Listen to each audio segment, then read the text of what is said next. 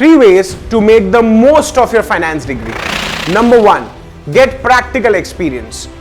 While a finance degree is a great start, it is important to get practical experience to complement your theoretical knowledge. Consider internships or entry-level jobs in the finance industry to gain hands-on experience. It will also give you the opportunity to build a network of professionals in this industry, which can be invaluable as you progress in your career. Number 2, keep learning. The finance industry is constantly changing and evolving, so it is important to keep up to date with the latest trends and developments. Consider pursuing certifications such as Chartered Financial Analyst (CFA) or Certified Financial Planner (CFP), which can demonstrate your expertise and commitment to your field. Number 3, develop your soft skills.